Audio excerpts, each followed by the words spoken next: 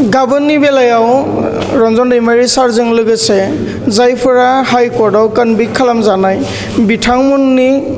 केसखौ जोङो सुप्रिम कर्टआवहा आरोबाव केसखौ एडमिट खालामनाय जादोंमोन आरो बेबायदिनो अनारेबल सुप्रिम कर्टआ जोंनि केसखौ एडमिट खालामनानै लाबोदोंमोन थांनाय 2 बोसोरनि सिगांनो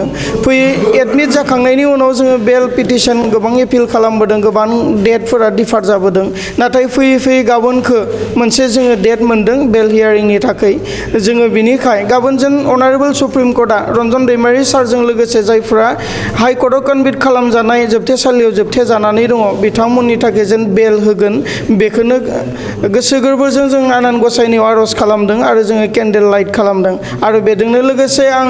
गासै रायजो राजाफोरखौ खावलायनो इच्छा खालामदों जों गाबोननि दिना मोजां जायो सुप्रिम कर्टनि बेल हियारिंआ जाहाथे पजिटिभ जायो रन्जन दैमारि सार बिथाङा जाहाथे जोबथेसालिनिफ्राय उदां अख्राङाव फैनानै जों साफ्रोमजोंबो लोगोसे थाफानानै रायजोखौ सिबिनो आरो रायजोनि थाखाय खामानि मावबावनो मोनसे जेन सम मोनो बिनि थाखाय जेन इसोरनियाव बयखौबो नैबे हराव आरज गावबा गाव इसोरनियाव आरज गाबनो थाखाय आं खावलायहरगोन माबायदि आसा खालामनो हायो गाबोननि सानखौ जोङो पजिटिभ आसा खालामदों जे गाबोननि दिनावहा बेल हियारिंआ पजिटिभ जागोन बेखौ जोङो आखाफारि लाखिदों आरो गाबोननि दिनावहाय अनारेबल सुप्रिम कर्टआ जुदि बेल होयोब्ला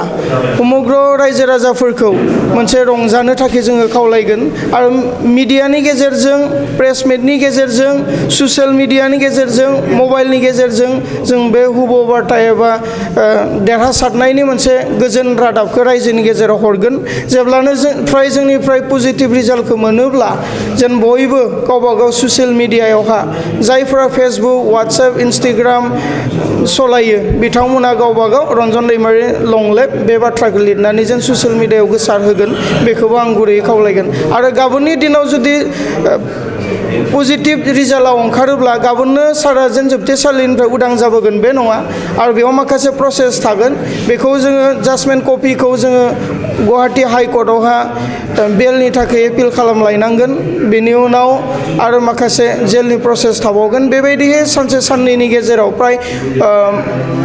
मंगलबार बुधबारनि गेजेराव सारखौ जोङो जोंनि गेजेराव मोनफैगोन जेब्लानोखि गाबोननि दिना जुदि पजिटिभ जायोब्ला उन फारियाव जोङो फोसावगोन माब्ला बिथाङा न'आव फैगोन बै फैगोन खालि जोङो ग्रान्ड होम कामिं वेलकाम सेरेमनि खुंफुंगोन अदालगुरिनि हालामावनो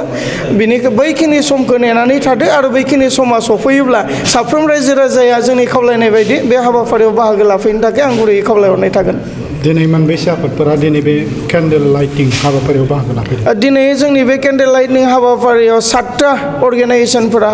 बाहागो लाफैदों